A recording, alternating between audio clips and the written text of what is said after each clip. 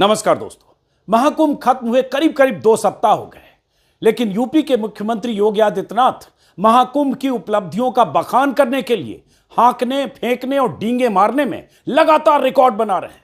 जो सिलसिला उन्होंने महाकुंभ से शुरू किया, विधानसभा में लंबी लंबी फेंक कर रिकॉर्ड बनाया और उसके बाद अब देश के चैनलों के स्टूडियो में जाकर या कॉन्क्लेव में जाकर बड़ी बड़ी बातें कर रहे हैं। ऐसे हवाई दावे जिसे सुनकर कोई भी सोचेगा ये मुख्यमंत्री क्या बोल रहा है। इसलिए मैंने यहां लिख दिया, इतना क्यों फेंकते हो बाबा, ऐसी बात कहो जो किसी को यकीन आए। पहले उन्होंने कुंभ के आंकड़ों को लेकर बहुत कुछ कहा, यात्रियों के, श्रद्धालुओं को आने को लेकर बहुत सारी बातें छिपाई जो बताई जानी चाहिए। उसके बाद विधानसभा में एक नाविक की कहानी सुना दी, एक ऐसे नाविक की कहानी जिसके बारे में उन्होंने कहा कि एक परिवार ने 45 दिनों में 30 करोड़ कमा लिए। नाविक परिवार ने, बाद में पता चला कुख्यात हिस्ट्री शीटर, मर्डरर, अपराधी, गैंगस्टर था, पिंटू महारा। उसकी कहानी भी आगे इसी वीडियो में बताऊंगा। लेकिन आज के इस वीडियो का एक खास मकसद है, जैसा कि मैंने कहा, कुंभ से हाँकते फेंकते, विधानसभा से हाँकते फेंकते अब वो चैनलों पर नमूदार हो गए हैं। अब उन्होंने क्या कहना शुरू किया है, एक नई बात जो उन्होंने 2 दिन पहले इंडिया टुडे में कही। इंडिया टुडे कॉन्क्लेव में योगी आदित्यनाथ ने कहा कि प्रयागराज में जो प्रतियोगी छात्र रहते हैं, जिनकी संख्या लाखों है, वो सारे छात्र बाइक चलाकर 45 दिनों में उन छात्रों ने बाइक की कीमत निकाल ली।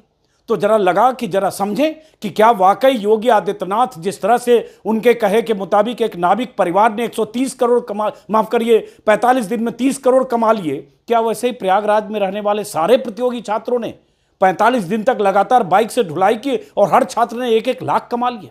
जरा इसका योगी के बयान के हवाले से समझने की कोशिश करते हैं। और यह भी हुआ कि चूंकि लंबी लंबी फेंक रहे, उन्हें अपनी उपलब्धियां बतानी है, तो मैंने प्रयागराज के कुछ छात्रों से भी बात की, कुछ छात्रों का बयान भी वहां से मंगवाया, ताकि समझें कि वो छात्र जो प्रतियोगी परीक्षा के लिए वो तैयारी कर रहे हैं, प्रयागराज के अलग अलग इलाकों में रह रहे हैं, वो योगी के बयान पर क्या कहते हैं। और एक सूबे का मुख्यमंत्री अगर इस तरह से बैठकर टीवी चैनल पर बड़ी बड़ी बातें कर रहा है, ऐसे दावे कर रहा है जिस दावे का जमीनी हकीकत से कोई रिश्ता नहीं है, तो उस दावे की पड़ताल तो होनी चाहिए, सवाल तो होने चाहिए। तो पहले जरा योगी आदित्यनाथ ने क्या कहा और उसके बाद उनके कहे का जरा फैक्ट चेक करते हैं। सुनिए जरा क्या कहा था योगी आदित्यनाथ ने। ये इंडिया टुडे का कॉन्क्लेव है। जो प्रतियोगी परीक्षाओं की आवाज, प्रयागराज में 4 लाख छात्र जो प्रतियोगी परीक्षाओं की तैयारी करते हैं, आश्चर्य करेंगे, उन सभी 4 लाख छात्रों ने अपनी जो नई बाइक खरीदी होगी उसका खर्चा निकाल दिया। पूरा जितना उन्होंने खरीदा था उससे ज्यादा उन्होंने उससे कमा लिया। प्रयागराज में 4 लाख छात्र जो प्रतियोगी परीक्षाओं की तैयारी करते हैं। मुख्यमंत्री जी कह रहे हैं प्रयागराज में 4 लाख छात्र प्रतियोगी परीक्षा की तैयारी करते हैं और प्रतियोगी परीक्षा की तैयारी करने वाले छात्रों ने जो बाइक खरीदी होगी उसका पूरा पैसा निकाल लिया, जितने में खरीदी होगी उससे ज़्यादा उन्होंने बाइक से कमा लिया। तो जब ये मैंने सुना, कल सुबह उनका ये बयान वायरल हो रहा था, तो लगा जरा जोड़ा जाए कि मुख्यमंत्री कह रहे हैं कि 4 लाख छात्र रहते हैं प्रयागराज में, 4 लाख छात्र रहते हैं उनके हिसाब से, जो प्रतियोगी परीक्षाओं के लिए 4 लाख छात्र प्रयागराज में हैं। और इसी से समझिए कि प्रयागराज छात्रों का हब है और प्रतियोगी परीक्षा देने के लिए जो 2-2, 3-3 साल एक रूम में, हॉस्टल जैसी जगह छोड़िए, एक रूम कहीं लेकर, कई इलाकों के नाम हमने छात्रों से पता किए, छोटा बघाड़ा, बड़ा बघाड़ा, तेलियरगंज, कटरा, सलोरी, दारागंज, उन इलाकों में जो छात्र रहते हैं, उन कुछ छात्रों के बयान भी इसी वीडियो में आगे सुनाऊंगा जो हमारे सहयोगी ने वहां से प्रयागराज से करके भेजा। वो छात्र क्या कर रहे हैं प्रतियोगी परीक्षा के लिए जो तैयारी कर रहे हैं, योगी के मुताबिक इन छात्रों ने कैसे कमाई की। अब ये जो 4 लाख छात्र रहते हैं उनके मुताबिक हर छात्र ने ढुलाई की श्रद्धालुओं की, तो 1 लाख लगभग बाइक की कीमत होती है।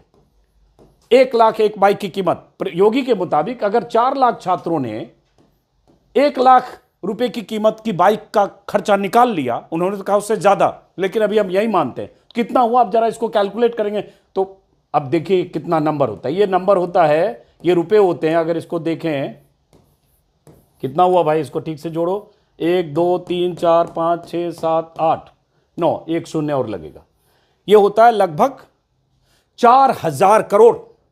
अगर 4 लाख प्रतियोगी छात्रों ने लगातार कुंभ में श्रद्धालुओं की ढुलाई करके अपनी बाइक की कीमत निकाल ली तो ये होते हैं लगभग 4,000 करोड़। तो क्या प्रयागराज के छात्रों ने बाइक की से अपना बाइक चलाकर ढुलाई करके 4,000 करोड़ कमाए? पहला सवाल। उससे ज्यादा जरूरी क्या सवाल है, क्या प्रयागराज में जो 4 लाख स्टूडेंट रहते हैं, जो उत्तर प्रदेश के 75 जिलों में से कम 35-40 जिलों के छात्र हैं, जो पूर्वी उत्तर प्रदेश के और कुछ सीमावर्ती बिहार के जिलों के भी होंगे, क्या वो छात्र जो अपने परिवार से कुछ हजार रुपए लेकर प्रयागराज में एक रूम में 4-4, 6-6 छात्र रहते हैं, और ये जो इलाके हैं सलोरी और दारागंज, बहुत बुरी हालत में भी बहुत छात्र रहते हैं, सुबह में मैगी खाते होंगे, कोई बन मक्खन खाते हैं, और कैसे उनका 100-50 रुपए में एक दिन का खाना चल जाए, ऐसे छात्र भी रहते हैं। क्या उन छात्रों के पास सबके पास बाइक है? 4 लाख छात्रों के पास बाइक है?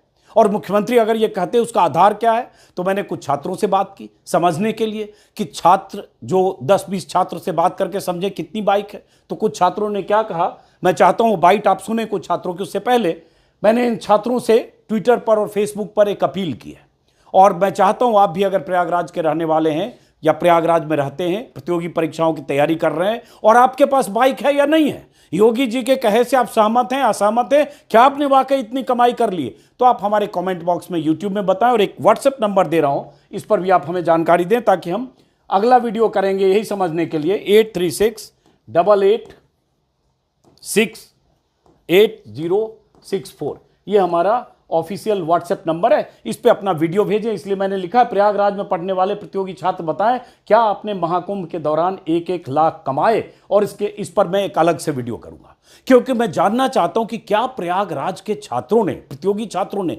4,000 करोड़ कमा लिए। 4,000 नहीं, थोड़ा कम कर दिए, 3,000 करोड़ कमा लिए। अगर इतने कमा लिए तो समझिए बहुत बड़ी बात है। और ये आंकड़े योगी के पास कैसे हैं? मुझे तो ये बताया गया कि बहुत सारे लोग बता रहे थे कि बहुत सारे वहाँ हॉस्टल में रहने वाले जो छात्र हैं, जो छात्र संगठनों से जुड़े लोग हैं, या बहुत सारे लोगों ने जब प्रयागराज में जब भगदड़ मची, मौतें हुई, बहुत भीड़ बेकाबू थी, तो लोगों ने मदद की। उन्होंने अलग अलग जगह उनके खाने पीने के इंतजाम के फ्री में। लेकिन योगी के मुताबिक हर छात्र बाइक से ढो रहा था और हर छात्र के पास बाइक थी। तो कुछ छात्रों के बयान पहले सुनिए जो प्रयागराज में प्रतियोगी छात्र हैं। योगी जी का मैं बयान सुना हूँ। इस समय इलाहाबाद प्रयागराज में छात्रों की पीड़ा ये है कि सुबह का भोजन हो जाता है, शाम का भोजन नसीब नहीं होता है, तो बाइक खरीदने की बात की दूर है। एक रूम में 5-5 लोग रह रहे हैं, 10 बाई 10 के रूम में, उसके उनकी अपनी अर्थव्यवस्था चलाने के लिए पैसे नहीं है, वो बता रहे हैं बाइक खरीद रहे हैं। इसका कोई सरकारी आंकड़ा, कोई एजेंसी है कि किस एजेंसी से किस नाम से बाइक उठी है, कोई जारी करे। ऐसे तो मैं भी बोल सकता हूँ कि मैं भी 10 लाख कमाया हूँ, बस हवाई बच्चे पैसा कमा लिए। अगर इलाहाबाद के छात्र न होते ना, तो इनकी जो दुर्दशा थी और हो जाती। लोग अपने रूम में सुलाए हैं, अपने बोतल का पानी दिए हैं, उसके बाद अपने रहने के कंबल दिए हैं, इतनी तीर्थयात्रियों की इतनी मदद किए हैं, वो बोल रहे हैं उनसे पैसा कमा रहे हैं। इसका उनके पास कोई सरकार आंकड़ा हो तो मैं कहता हूँ वो जारी करे, किस एजेंसी से, किस बाइक से, किस नाम से ली गई है। आपके जानने वाले कोई बाइक खरीदे? हमारे जानने वाले तो कोई नहीं खरीद रहे हैं। मेरे जानने वाले, मैं 2 साल से इलाहाबाद में रह रहा हूँ, मैं खुद ही एक साइकिल से चलता हूँ। मैं और मेरा पार्टनर दोनों लोग एक साइकिल से चलते हैं। अगर ऐसा होता, मैं एकदम इलाहाबाद के मेन सिविल लाइन्स में रहता हूँ, सबसे पहले मैं बाइक खरीदता। हमारी नज़र में तो ऐसा कोई नहीं है अभी तक। जैसे अब मान लो हम लोग 25-30 लोग रहते हैं, तो ऐसा यहाँ पर तो कोई ऐसा नहीं है कि कोई जैसे बाइक खरीदा हो, या बाइक जिसके पास हो भी वो भी निकालना उसके लिए मुश्किल हो गया था। यहाँ पे तो ऐसा कोई नहीं कि जिसने कमा लिया हो। यहाँ 1000 रुपये भी कमाना छोड़िए और उससे ज़्यादा गंवाना है जो ज़्यादा हुआ है यहाँ पे। बाकी तो साइकिल वगैरह से ही काम चलाना पड़ा, या तो जैसे कहीं जाना है तो पैदल ही गए हैं लोग। आपके पास बाइक है? नहीं, बाइक हमारे पास नहीं है। आपके जानने वाले लोग? जानने वाले में भी है जो नहीं है, सिर्फ यहाँ 20-25 लोगों में 2 लोगों के पास है बस, और किसी के पास। आप लोग का जाना आना कैसे होता है? जाना माना जैसे पैदल जाएंगे या तो साइकिल से जाना हुआ। जैसे कुंभ में ही था, कुंभ में तो साइकिल भी निकालना मुश्किल हो गया था, तो पैदल ही ज़्यादातर, हर कहीं भी जाना हो तो पैदल ही जाना हुआ। पूरी तरह से मुझे अच्छा नहीं लगा कि जिस हिसाब से वो बोल रहे हैं कि 4 लाख प्रतियोगी छात्र के पास बाइक ही नहीं होती। ज़्यादातर यहाँ पे जो नेटिव्स हैं वो उनके पास बाइक होती है, वो कमाए होंगे। तो प्रतियोगी छात्र के पास इतना अवसर नहीं रहता कि घर वाले बाइक दे दें, आप बाइक लेके जाओ और कमाई कर लो, नई बाइक भी खरीद लो। नई बाइक खरीदे होते तो बाइक वालों के से जहाँ पे बाइक बिकती है वहाँ पे तो पता चलता। वहाँ पे तो कुछ ऐसा नहीं लगा कि कोई बाइक खरीदा है। कैसे देखते हैं इनके बयान को? बयान थोड़ा सा अच्छा नहीं, सीएम के तौर पे एक अच्छा नहीं है कि सीएम इतना बड़ा हो के कुछ भी बोल दे कि बाइक खरीद लिए गए बच्चे। अरे बाइक कैसे खरीद लेंगे? 45 दिन में कोई कमाई बाइक खरीद लेगा? अब बाइक है ही नहीं बच्चों के पास, तो कहाँ से कमा के बाइक खरीदेंगे? माननीय मुख्यमंत्री जी की इस बात से हम सहमत नहीं है, और ये जहाँ तक है 90% ये गलत है। प्रतियोगी छात्र के पास पहली चीज़ तो बाइक नहीं रहती है, और बाइक रहेगी तो पहली चीज़ तो वो इलाहाबाद आया है तो वो तैयारी करने आया है।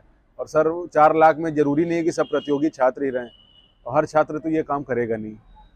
मेरे हिसाब से मैं इसको स्वीकार नहीं करता हूँ, ये गलत है।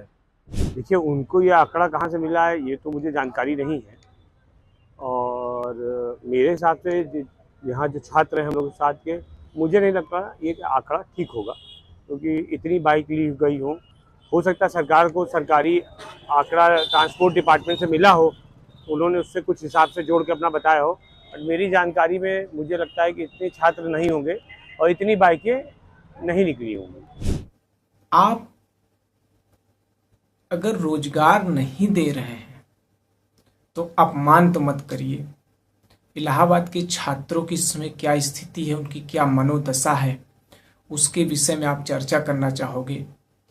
छात्रों को पहला नंबर तो वैकेंसी नहीं निकाली जा रही है, और वैकेंसी का अगर कोई एग्जाम भी होता तो उसका निष्पक्ष आप एग्जाम भी नहीं करवा पा रहे हो। आपके सारे एग्जाम्स संदेहपूर्ण होते हैं, और उसके बाद भी आप अगर करवा रहे हो तो पेपर लीक की समस्या आ जाती है। आप छात्रों का मजाक बना रहे हो, और उसके बाद उसको बाद बाइक वाली उपलब्धि को, उनको कितने छात्र ऐसे होंगे जिनके पास बाइक होंगी। इलाहाबाद में छात्र आता है तो पैदल चलता है, पैदल चल कर आता है। अगर वो सक्षम परिवार से रहता तो यहाँ करने क्या आता। और इलाहाबाद में पूर्वांचल से लेके मीडियम बैकग्राउंड के लोग अक्सर यहाँ पे छात्र आते हैं। ऐसी बातें, बेतुकी बातें कोई गैर जिम्मेदार व्यक्ति ही दे सकता है। अब ये छात्र क्या बता रहे हैं जो प्रयागराज में रह रहे हैं?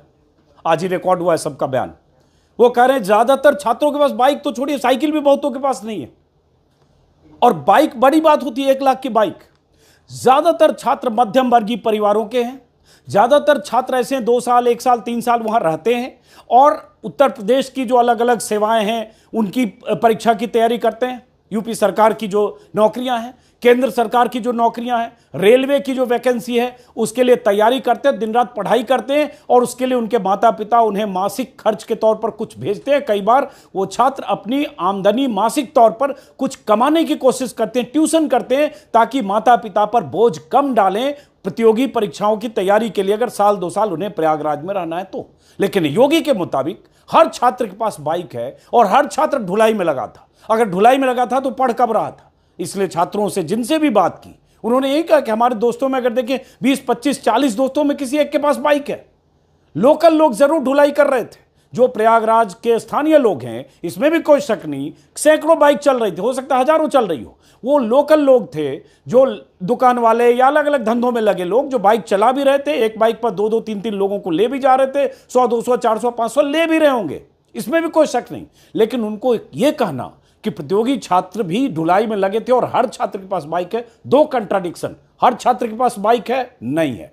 4 लाख अगर छात्र हैं, जैसा कि योगी ने कहा, इस आंकड़े की मेरे पास कोई पुष्टि का कोई अभी फैक्ट नहीं है, लेकिन योगी के मुताबिक भी, माफ करिए, योगी के मुताबिक ही अगर 4 लाख छात्र हैं, प्रयागराज के लोग बता सकते हैं 4 लाख छात्र में शायद 10% छात्र भी नहीं होंगे जिनके पास बाइक होगी।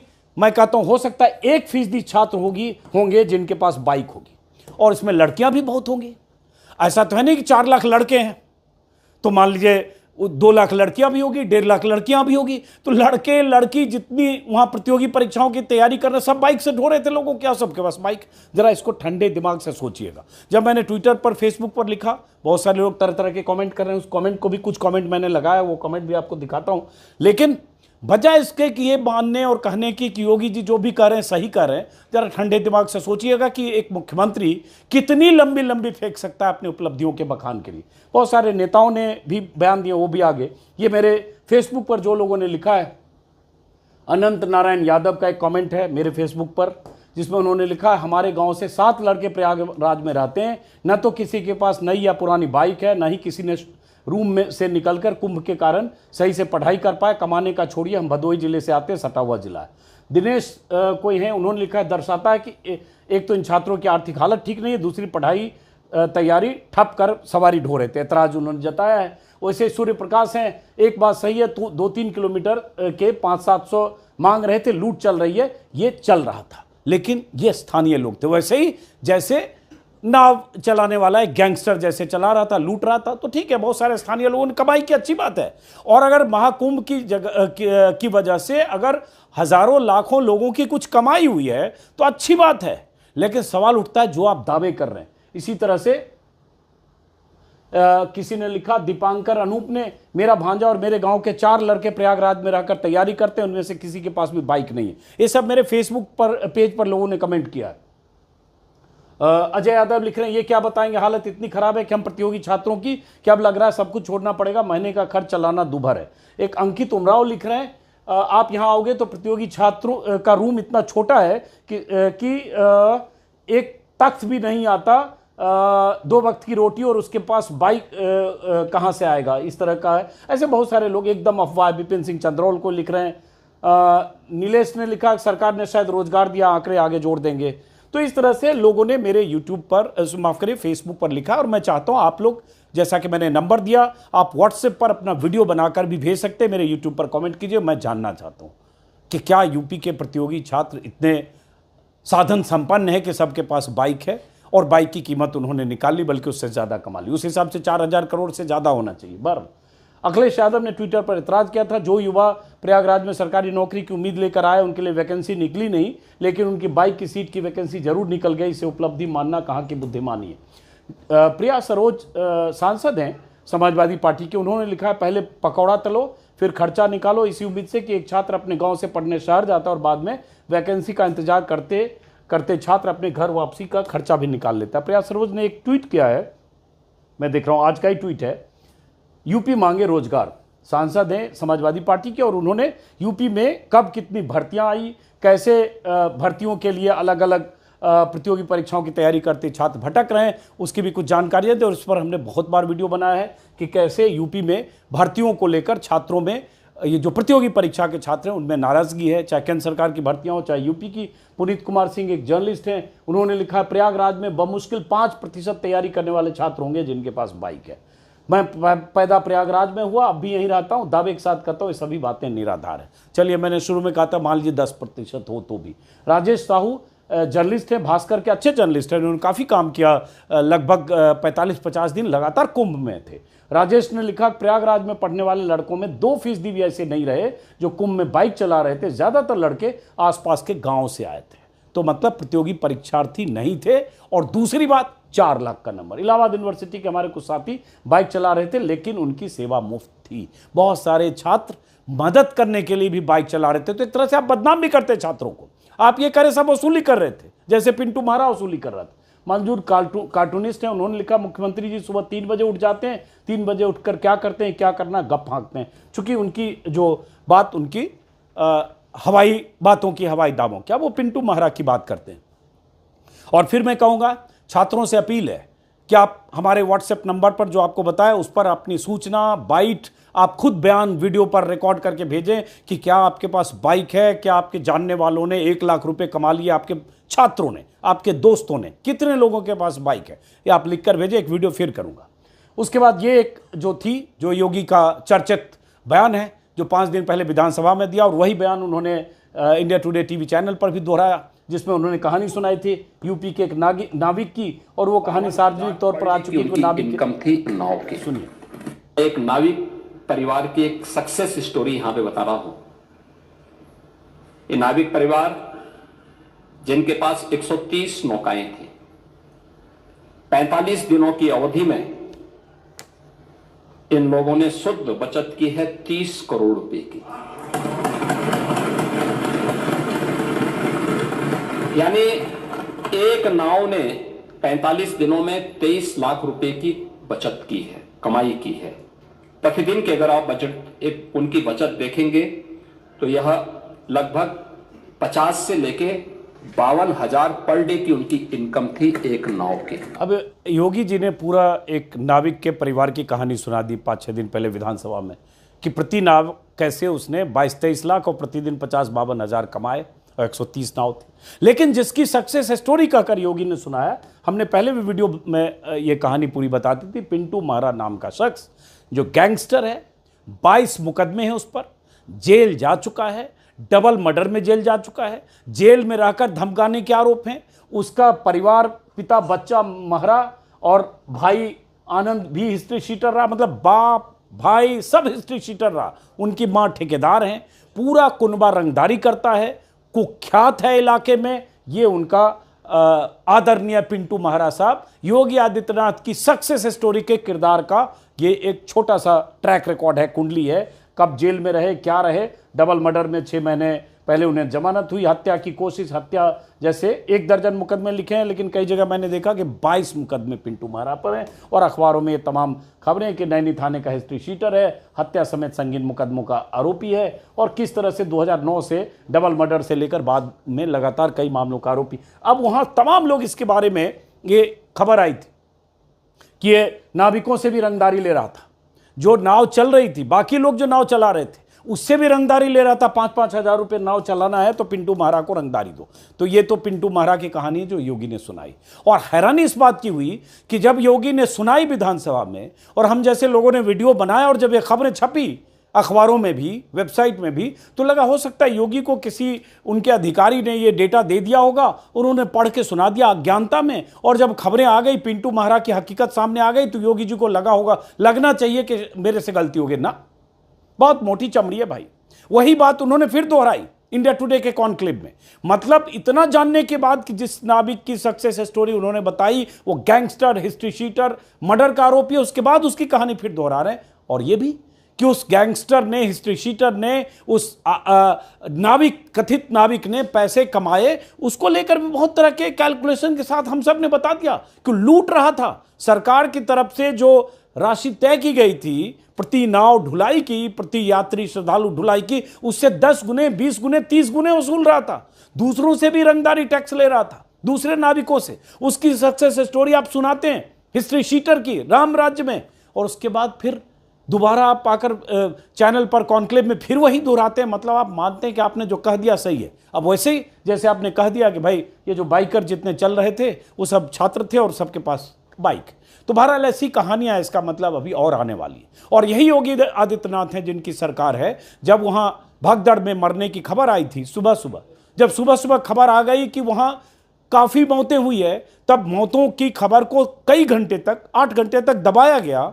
16 घंटे के बाद खबर आई 30 मौतों की। सुबह 6 घंटे तक अफवाह बताया गया। खुद योगी ने भी कहा कि कुछ श्रद्धालु घायल हुए, अफवाह बताया गया। और आज तक फाइनल आंकड़ा पक्के तौर पर नहीं पता है। विधानसभा में 36-37 बोल चुके, अलग बात है।